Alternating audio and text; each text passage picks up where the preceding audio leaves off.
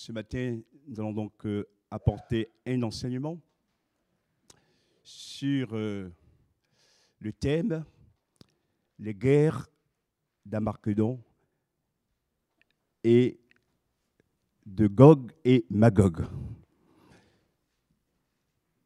Merci au Seigneur de m'avoir aidé pour apporter cet enseignement.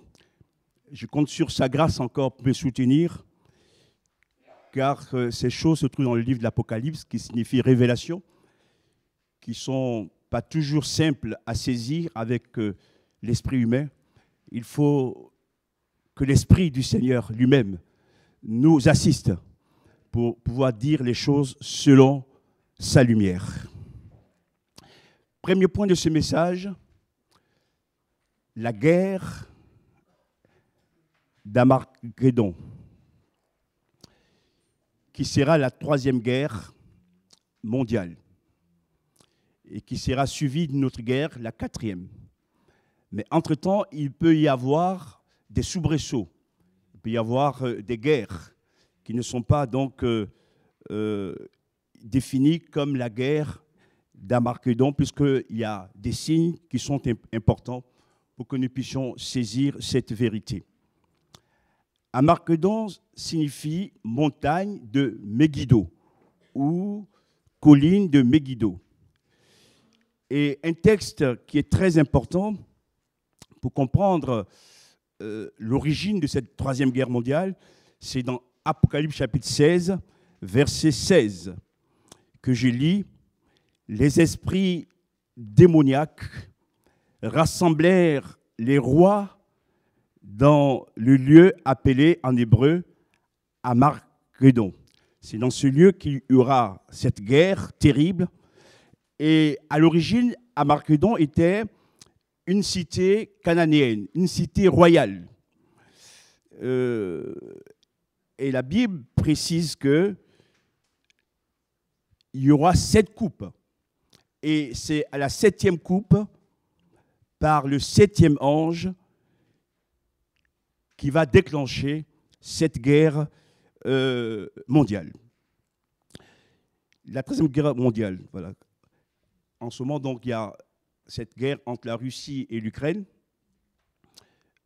Ce que je peux dire, c'est que vous avez des nations qui soutiennent la Russie, des nations qui soutiennent aussi l'Ukraine.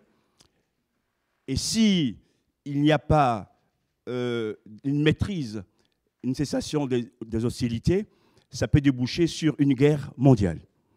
Dieu sait toutes choses. Et ce que je voudrais dire également, c'est que le chapitre 16 de l'Apocalypse expose les causes profondes de cette guerre qui opposera Dieu à l'Antichrist et à ses armées nombreuses, animées par des esprits démoniaques. Apocalypse chapitre 16, versets 13 et 16. On a déjà lu. Et ce qui peut nous rassurer, c'est que avant cette guerre, il y aura d'abord l'enlèvement de l'Église. Gloire à Dieu. On a besoin de nous tenir prêts. Jésus revient d'un moment à l'autre. Je vais rester au niveau de notre pays. Ce qui se passe aujourd'hui dépasse l'entendement. Et ça peut dégénérer. Notre prière, ce n'est pas de voir notre pays dans le chaos, que Dieu use de miséricorde à notre égard. Mais quand vous voyez des ados qui n'ont plus de repères, et dans cette révolte qui a lieu, il y a toutes les couches sociales de la société française. C'est ça qui est dramatique. Seigneur, fais grâce. En même temps, si pour nous qui le connaissons, ces choses font partie des signes du temps de la fin, pour que nous puissions nous préparer en conséquence. Je voudrais maintenant lire avec vous un autre texte dans Apocalypse chapitre 19, le verset 11 à 21, qui va situer un peu le cadre de cette guerre. Apocalypse chapitre 19, verset 11. Je lis dans la version du semeur, Bible du semeur. Là-dessus, je vis le ciel ouvert. Et voici, il y avait un cheval blanc. Son cavalier s'appelle Fidèle et Véritable. Il juge avec équité. Il combat pour la justice. Ses yeux flamboient comme une flamme ardente. Sa tête est couronnée de nombreux diadèmes. Il porte un nom gravé qu'il est seul à connaître. Il est vêtu d'un manteau trempé de sang. Il s'appelle la parole de Dieu. Les armées célestes, vêtues de fin blanc et pur, le suivent sur des chevaux blancs. De sa bouche sort une épée aiguisée pour frapper les peuples, et il les dirigera avec un sceptre de fer. Il va aussi écraser lui-même le raisin dans le pressoir à vin de l'ardente colère du Dieu Tout-Puissant. Sur son manteau, et sur sa cuisse est inscrit un titre, Roi des rois et Seigneur des seigneurs. Verset 17. Puis je vis un ange debout dans le soleil qui cria d'une voix forte à tous les oiseaux qui volent au zénith dans le ciel, venez, rassemblez-vous pour le grand festin de Dieu, afin de dévorer la chair des rois, des chefs d'armée, des guerriers ou soldats, la chair des chevaux et de leurs cavaliers, la chair de tous les hommes, libres et esclaves, petits et grands. Je vis la bête et les rois de la terre. Ils avaient rassemblé leur armée pour combattre le cavalier et son armée. La bête fut capturée et avec elle le faux prophète qui avait accompli des signes impressionnants pour le compte de la bête. Par ces signes, il avait trompé les hommes qui portaient la marque de la bête et qui avaient adoré son image. Ils furent tous deux, jetés vifs dans le temps ardent de feu et de soufre. Les autres hommes furent tués par l'épée qui sort de la bouche du cavalier. Et tous les oiseaux se rassasièrent de leur chair. Amen. On va maintenant parler du cavalier qui est assis sur le cheval blanc. Qui c'est? C'est Jésus, notre Seigneur et notre Maître. Il est venu une première fois comme un serviteur, dépouillé de sa puissance, de sa gloire. Il a été crucifié sur la croix. Dieu merci, 3 jours après, il sort du tombeau. Il est ressuscité. Là, Jésus revient comme le maître de l'univers, le Dieu Tout-Puissant, qui va exercer son autorité de manière ferme. Et j'aimerais donc voir la description avec vous qui a été faite dans ce texte. Premièrement, il est appelé fidèle et véritable. J'ai été interpellé parce qu'on aurait pu prendre un premier mot qui ne soit pas fidèle, miséricordieux, amour, etc.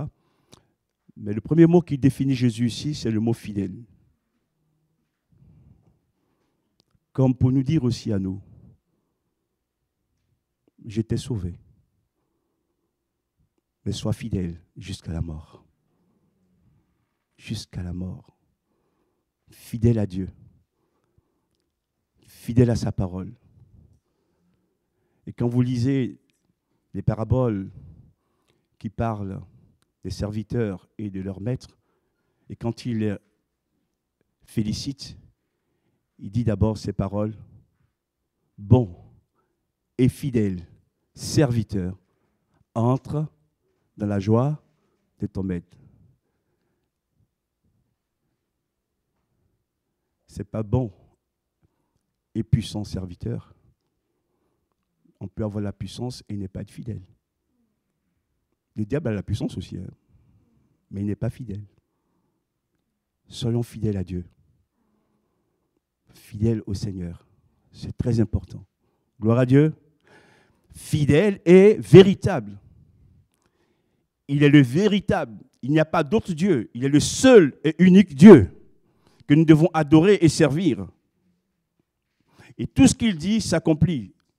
Jésus dit toujours la vérité. Il est dit de lui aussi qu'il juge avec équité. C'est beau, cette attitude. Frères et sœurs, dans toutes les affaires, que l'équité nous anime. Amen.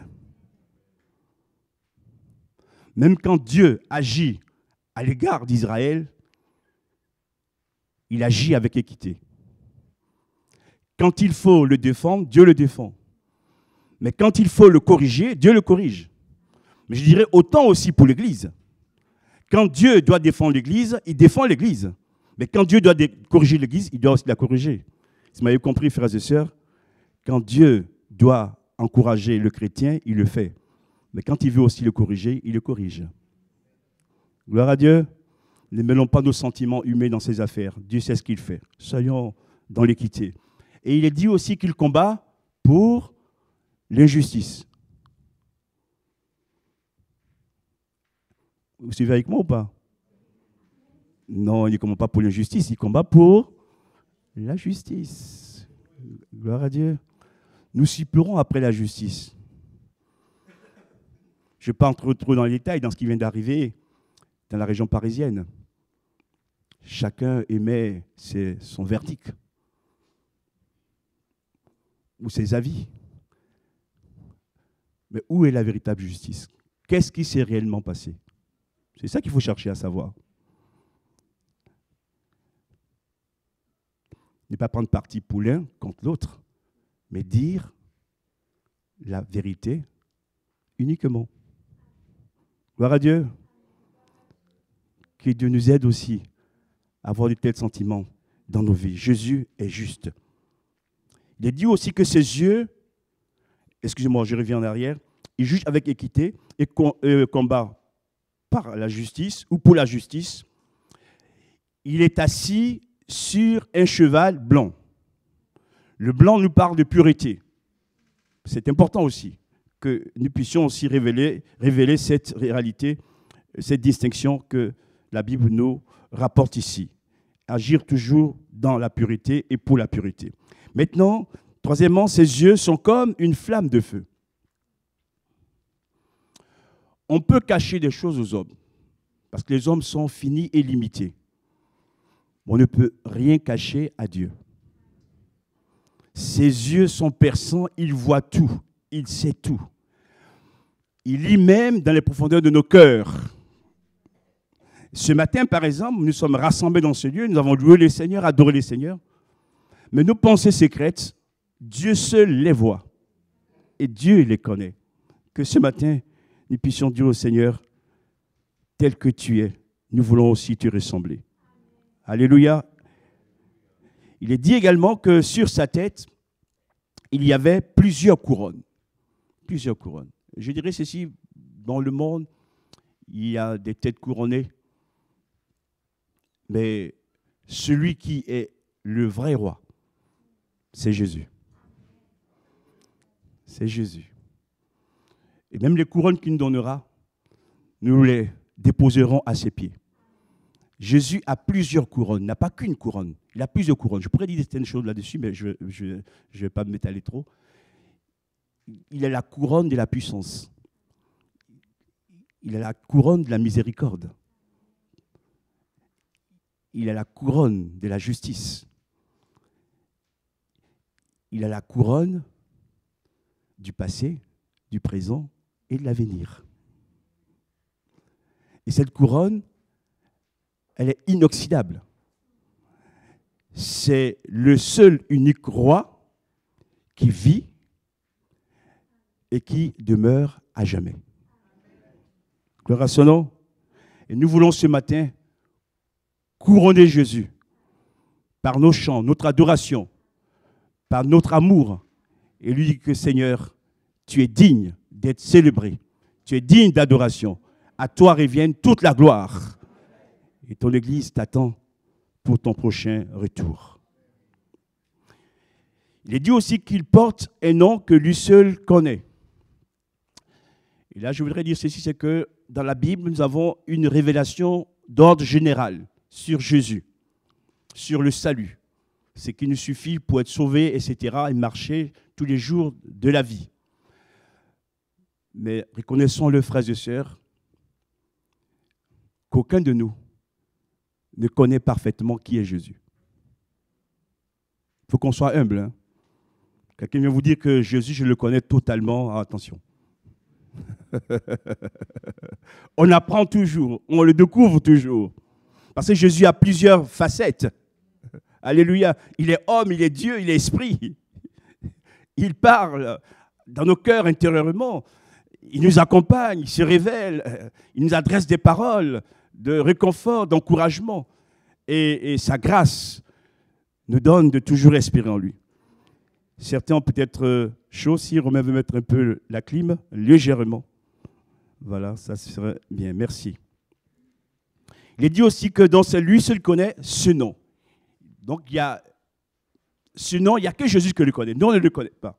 Et un jour, quand il voudra bien, il nous le révélera. Il est aussi vêtu d'un manteau trempé de sang. Cette partie de la description, on aurait pu ne pas la mentionner. Je disais à quelques frères et sœurs avec qui nous étions jeudi après-midi que quand Jésus ressuscite, normalement, les traces sur son corps auraient dû disparaître. Mais que non. Les traces des clous sur sa main, le côté percé, les traces sont là, les marques sont là. Et c'est avec ces marques qu'il remonte vers le Père pour lui dire quoi? Qu'il nous a sauvés au prix de sa vie. Et que la marche chrétienne n'est pas une marche d'amusement. Et qu'on doit considérer sérieusement ce que Jésus a fait pour nous. Gloire à Dieu. Et ce manteau dont il est couvert est trempé, il est dit, de sang. Le sang nous parle de l'œuvre que Jésus a accomplie pour nous, les humains. Et la Bible dit que sans effusion de sang, il n'y a pas de pardon pour le péché. Tout commence par là. Si ce matin nous sommes dans ce lieu pour adorer Jésus, c'est parce que nos péchés ont été purifiés dans son sang. Nous disons merci à Dieu qui a acquis un peuple à sa gloire au prix de la vie de son Fils Jésus. Il dit aussi que son nom est la parole de Dieu. Je n'ai pas besoin de faire de commentaires. Je voudrais vous dire ceci, peut-être juste un rappel.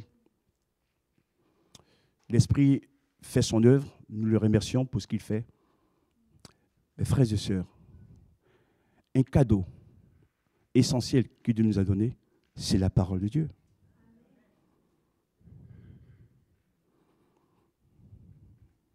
Dites-moi,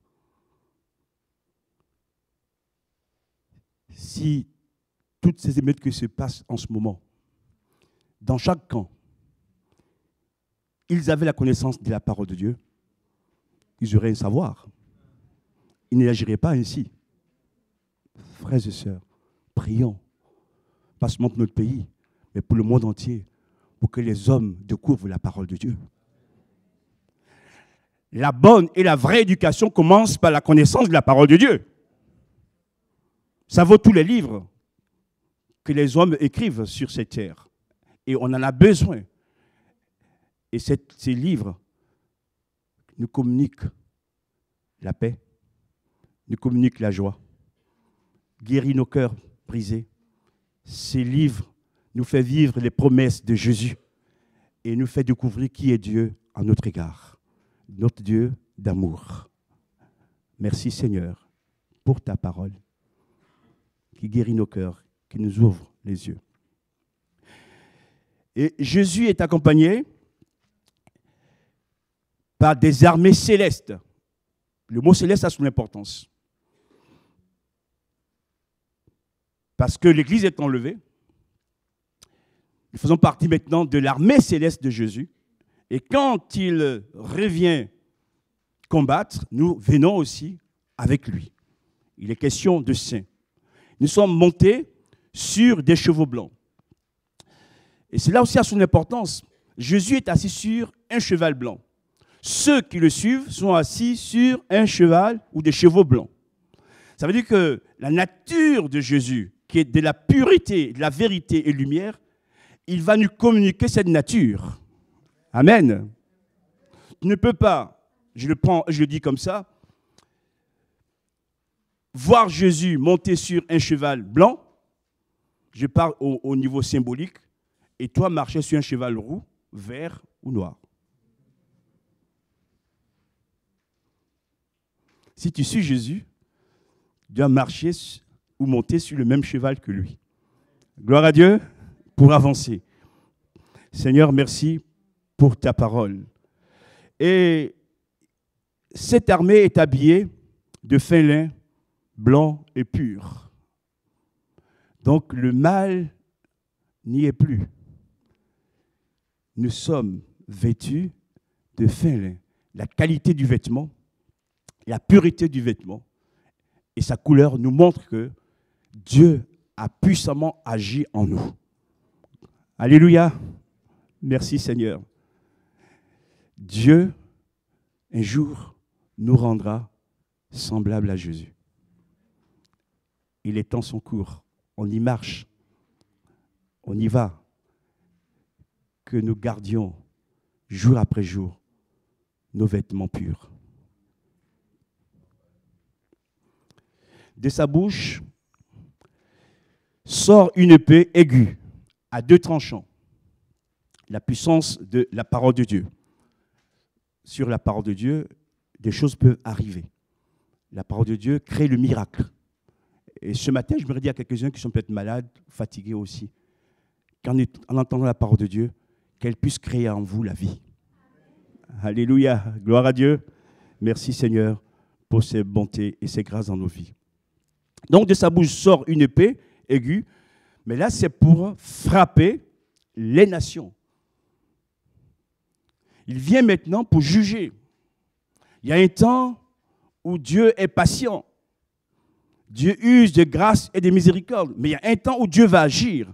Et il vient frapper les nations. Donc les peuples qui refusent sa parole et qui vont s'allier aussi au diable.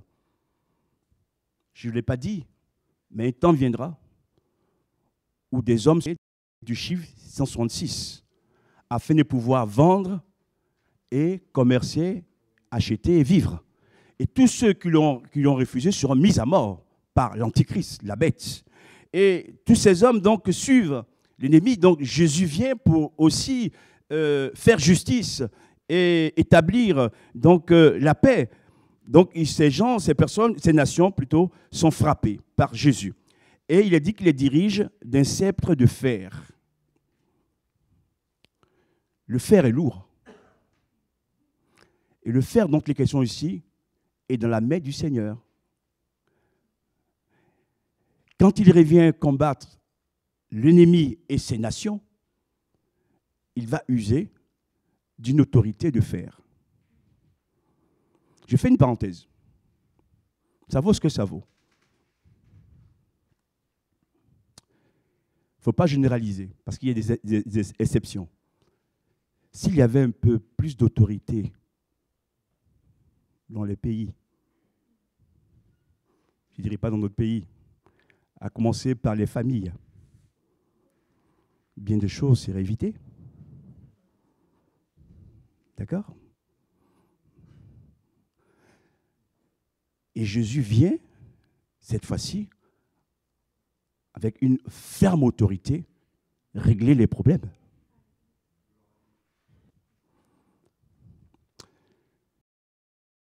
Je ne suis pas en train de défendre les autorités parce qu'elles ont aussi leur tort et leurs raisons. Moi, je suis en responsabilité, ce n'est pas toujours facile. Parce que des fois, quoi qu'on fasse, on est toujours critiqué. Je ne suis pas en train de défendre le président de notre pays, mais je dis quelques vérités aussi. Si certaines choses en amont étaient réglées, ça ne remonterait pas à lui. D'accord? Parce que on cherche le fautif. Mais, excusez-moi de le dire ici, frères et sœurs, on est tous fautifs. Comment accepter que des ados de 12 ans, 11, 12 ans, mènent la barque? Il y a un problème quand même, non? Bon, dites-moi, ces ados, ils sortent de la planète Mars. Planète Terre, on va dire. Hein. Bon, je ferme la parenthèse, je marche sur des œufs. Mais quelque part, soyons justes aussi. Soyons justes quand nous jugeons les autres. C'est ce que je voulais dire. Mais il fallait le dire quand même. Il vient diriger les nations avec un sceptre de fer. Un jour, Jésus va venir dans cette manière de faire. Nous continuons. Il va écraser le raisin dans le pressoir. Vous savez, avant d'avoir les machines nouvelles qu'on appelle des pressoirs, etc., avant, qu'est-ce que les gens faisaient? Ils écrasaient les raisins avec les pieds. Hein? Oui. Les raisins souffraient. Les pieds aussi. Mais enfin, à la fin, il y a du vin. Ça peut être du bon vin, ça peut être comme du mauvais vin. Mais là, ici, il vient pour vraiment écraser comment dire, la vigne. Les raisins, il y a une souffrance par rapport aux nations. C'est Jésus qui est amour, c'est Jésus qui est paix. Là, ce n'est pas le même Jésus. Ça devient difficile. Et je crois qu'on a besoin de le connaître de cette manière aussi. Dieu qui est amour, mais qui est aussi un Dieu de justice. Il est question de colère de Dieu. Dieu se met en colère et c'est qualifié d'ardente colère. Une colère qui consume. Et oui, quand Jésus reviendra, ça sera aussi de cette façon, par rapport aux nations qui ont refusé de l'écouter, qui ont combattu l'Église ou le peuple d'Israël. Et c'est la colère du Dieu Tout-Puissant. Nous poursuivons. Sur son manteau est écrit le roi des rois. Jésus est vraiment le roi des rois. Il est au-dessus de tous les rois de la terre. Il a l'autorité dans le ciel, sur la terre et sous la terre. Au nom de Jésus, que tous genoux fléchissent. Merci pour sa grâce. Et un ange va maintenant annoncer le début de la guerre. Dans le texte qu'on a lu, il est dit que il y a le camp de Jésus, l'armée céleste et Jésus. Il y a aussi le camp de l'Antéchrist. On va d'abord décrire ceux de la terre qui vont le suivre. Donc, il est question des rois ou des présidents de la terre, donc ceux qui gouvernent. La majorité d'entre eux vont suivre la bête. Il est question aussi des chefs d'armée de la terre qui vont aussi suivre la bête. Il est question aussi des soldats.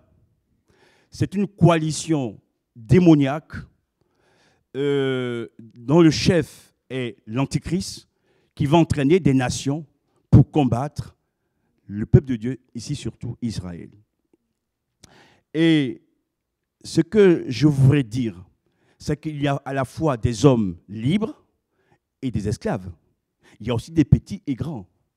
Donc, de toutes les nations, il y aura des gens qui vont se liguer contre Jésus, contre Dieu. Et je dirais également ceci. Certains voudraient avoir des précisions. Je dirais ceci de manière générale. Il y aura des peuples européens, des peuples africains, Arabes, des Chinois, qui vont se liguer contre le peuple de Dieu, contre Israël. Dire le nom des pays, je ne m'engagerai pas. Dieu seul le sait. Je serai un peu plus précis par la suite. Il est dit que l'armée satanique conduite par la bête c'est l'Antéchrist, qui est unie au chef de la terre, qui vont livrer combat contre le cavalier et son armée. Verset 19. La défaite de l'Antéchrist est totale et foudroyante. L'Antéchrist et le faux prophète sont capturés. Ils sont tous les deux jetés vivants dans le temps ardent de feu et de soufre qu'on appelle, nous, communément, l'enfer. La chair des soldats, des présidents et des rois sera dévorée par les oiseaux. C'est le chaos total. Et Christ va imposer sa souveraineté dans le monde entier à partir de Jérusalem. Je voudrais quand même vous donner quelque chose, une information. Là, on est dans la guerre d'Armageddon, la Troisième Guerre mondiale. Au plus fort de la guerre, Dieu interviendra pour sauver Israël. Israël est cerné de toutes parts par les nations ennemies. Israël est dans une telle détresse qu'il crierait à Dieu. Alors l'esprit de grâce et de supplication se répandra sur tout le peuple d'Israël. Leurs yeux vont s'ouvrir et ils vont pleurer amèrement sur celui qu'ils ont percé. Zacharie, chapitre 12, verset 10. L'Antéchrist et les faux prophètes sont capturés. Ils sont tous les deux jetés vivants dans le temps de feu et de soufre. J'aimerais dire ceci également, que présentement, il n'y a personne en enfer. Ceux qui croient en Jésus sont dans le séjour des bienheureux. Ceux qui ne croient pas en Jésus, qui sont décédés, ou qui ont refusé surtout Jésus, sont dans le séjour des morts, des malheureux. Parce que Dieu, avant d'envoyer les gens en enfer, il va d'abord les juger. Parce que Dieu est juste. Mais ils sont dans des lieux de tourment. On peut quand même le préciser. Et les premières personnes qui rentrent dans l'enfer, c'est l'Antéchrist et le faux prophète. Le faux prophète, c'est le faux esprit qui imite l'Esprit Saint. Voilà. Ils sont capturés et vaincus. Ce que j'aimerais dire pour nous encourager, frères et sœurs, c'est que la puissance de la bête, la puissance du faux prophète, est écrasée par la puissance de Jésus. Alléluia! Gloire à Dieu! On peut l'applaudir. Jésus est puissant. Jésus est fort. Jésus est grand. Jésus est victorieux sur les démons. Et il est avec nous. Cela peut nous encourager, frères et sœurs, à garder espérance et à avancer jour après jour. Merci pour ce qu'il fait dans nos vies et dans nos cœurs. Je continue. Les autres hommes sont mis à mort par l'épée qui sort de la bouche du cavalier. Là, ce n'est plus l'épée qui apporte la vie, mais c'est l'épée qui met à mort. Le cavalier qui est assis sur le cheval blanc. Les oiseaux du ciel vont se rassasier de leur chair, Apocalypse chapitre 20, versets 1 à 3. Et vous avez des références que je vous donne, mais que je ne lirai pas. Zacharie chapitre 14, verset 4, verset 9 aussi, verset 11. Zacharie chapitre 12, verset 10, qui parle d'Israël. La Bible mentionne cette vérité qu'un ange va saisir le dragon, le serpent ancien, le diable, Satan. Ici, il est décrit sur tous ces aspects, 4, qui parlent du chiffre universel. Il est d'abord appelé dragon, pourquoi? Parce que il a la puissance, ou plutôt il veut la puissance politique. C'est pourquoi il est appelé dragon. J'espère que je me fais comprendre, sans entrer dans les détails. tout ce qui se passe sur Terre, au niveau politique, c'est ce que j'appelle des dragonnades. Je ferme la parenthèse. Derrière les hommes, il y a une puissance des ténèbres qui les anime. C'est pourquoi je dis qu'on n'a pas à lutter contre la chair et le sang, mais contre les puissances des ténèbres. Il y a une œuvre maléfique qui est derrière. Et tout ça est voulu par Satan pour perdre le monde. Voilà. C'est pourquoi nous devons, nous, Église, prier, prier. Ne restons pas seulement à dire, à juger les uns, à les condamner. Prenons beaucoup de temps dans la prière. Amen. Il est appelé aussi serpent. Cela révèle sa nature. C'est un être maléfique qui aime, qui a le pouvoir de séduire. Comme il a séduit Adam et Ève, il continue encore de séduire aujourd'hui. Il séduit les gens, mais dans le mensonge. Il est appelé le diable parce qu'il est calomniateur et parce que aussi il est menteur. Donc on doit faire attention, veiller à ne pas tout prendre au sérieux de la part du diable. Surtout quand il nous accuse, quand il calomnie ou qu'il ment. Et enfin, il est appelé Satan. Il a aussi joué son rôle. C'est l'adversaire.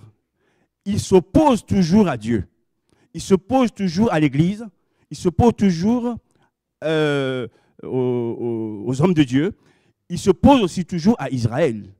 Mais un jour viendra où il sera totalement vaincu. Et ce que j'aimerais vous montrer, c'est que si la bête, et l'antichrist, pardon, et les faux prophètes sont jetés dans le temps de feu et de soufre, Satan, lui, est jeté dans l'abîme.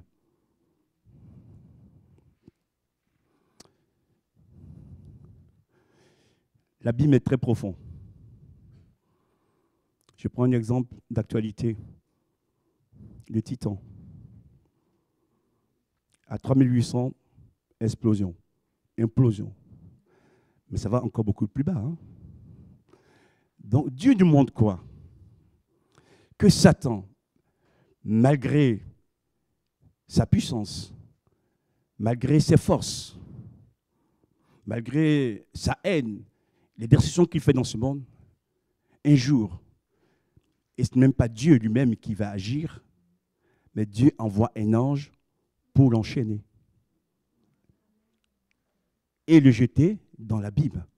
Ça va arriver. Un mot d'encouragement à certains chrétiens qui disent « Seigneur, depuis des années, je souffre. Depuis des années, ça ne va pas. » Dieu nous dit, ce n'est pas qu'il laisse le diable faire, mais il a prévu son temps à lui pour intervenir. Gloire à Dieu. Et le temps d'intervention de Dieu, ce n'est pas notre temps. Alléluia. Mais un jour viendra où il sera arrêté, enchaîné, jeté dans l'abîme. Et là, on termine donc la première guerre et la troisième guerre mondiale. On arrive maintenant à la quatrième et dernière guerre mondiale.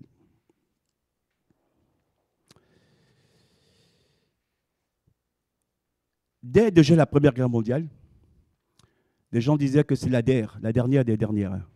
Puis il y a eu la deuxième. Comme quoi l'homme ne maîtrise rien du tout. La guerre, deuxièmement, de Gog et Magog.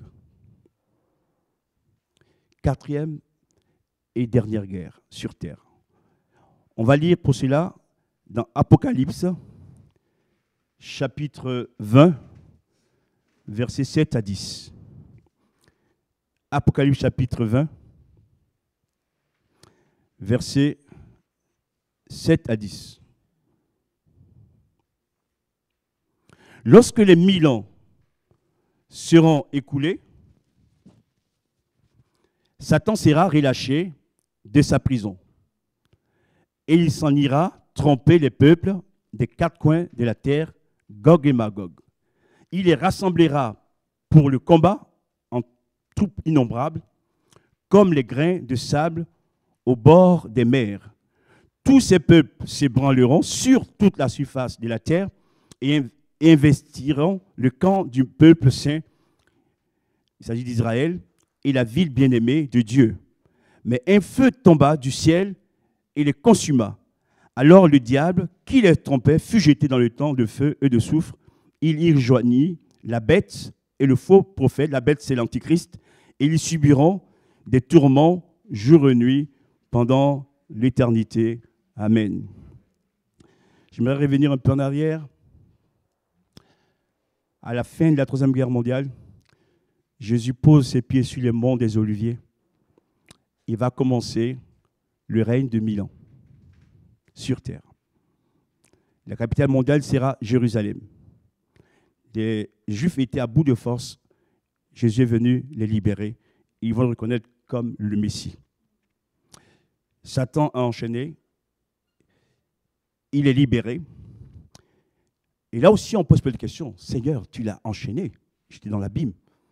Tu aurais mieux fait de le laisser dans l'abîme. Des fois, on sait plus que Dieu lui-même. Mais quand vous lisez le texte, il est dit, Apocalypse chapitre 20, verset 3, après cela, il faut qu'il soit relâché pour un peu de temps. Il faut. Il faut. Et dans ce « il faut », je me réfère aussi à un commentaire, frères et sœurs. Des fois, Dieu permet des choses dans nos vies que nous ne comprenons pas.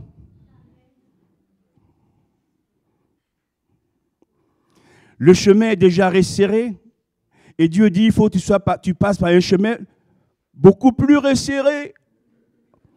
Il dit, Seigneur, c'est déjà resserré, tu veux encore serrer le chemin. Je ne comprends pas. Où est ton amour? Eh oui, mais il sait ce qu'il fait. S'il le dit, c'est qu'il est avec nous pour nous aider à nous en sortir. Il fallait que Jésus meure à la croix. Pourquoi il meurt? Il n'a fait aucun mal, mais il fallait. Voilà. Il y a des faux, il faut comme ça. Ça dépend de la souveraineté de Dieu. On ne peut pas expliquer. Donc, il est relâché. Et ici, il est question de Gog et des Magog. Gog est un ancien roi qu'on trouve dans Ézéchiel chapitre 38, verset 2 et 39 aussi. Mais Gog symbolise aussi tous les mauvais chefs qui agissent avec une puissance mauvaise, destructrice aussi, et qui sont engagés dans le dernier combat contre Dieu et son peuple.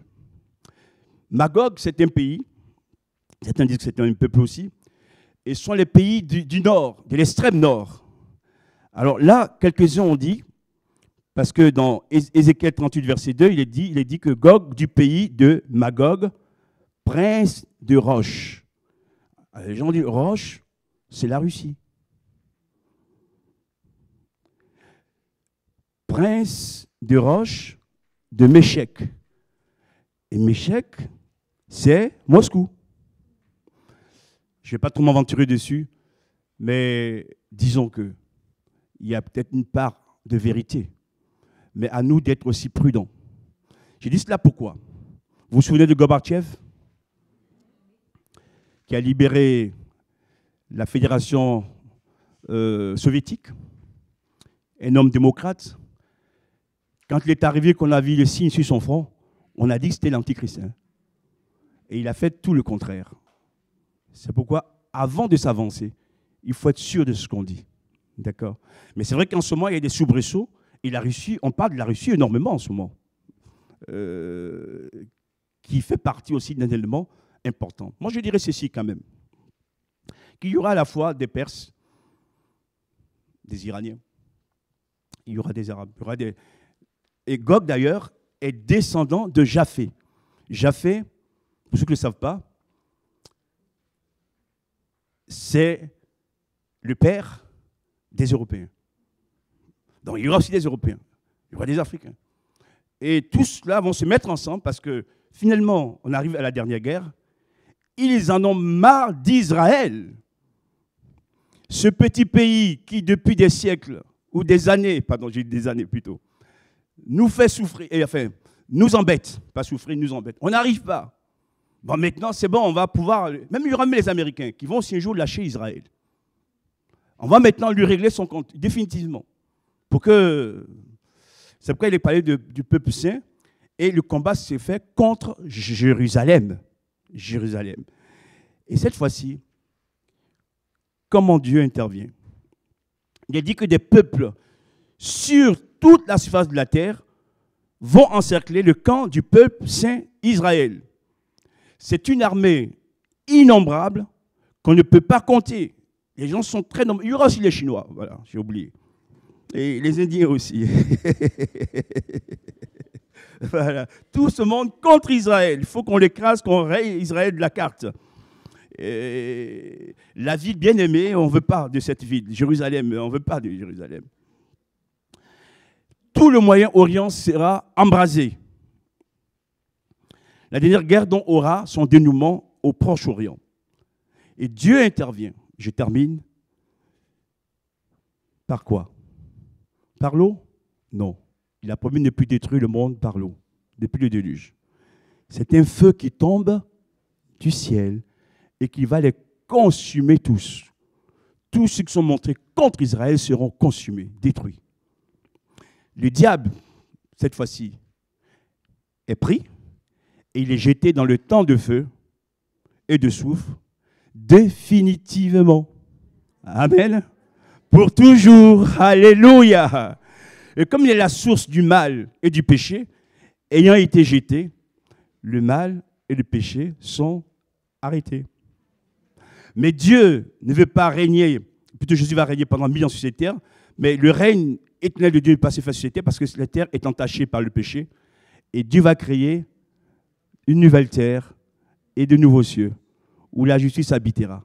Frères et sœurs, c'est vrai, on a des combats, on a des luttes, on pleure. Mais Dieu a prévu pour nous de grandes choses. Un jour,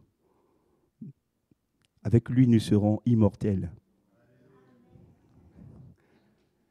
Le corps de chair sera transformé en corps spirituel. Pour manger, il n'y aura plus de problème de menu.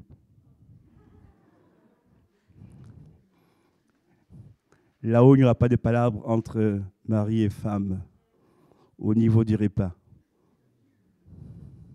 Comment s'habiller? Quel parfum mettre? C'est terminé. Nous serons comme des anges.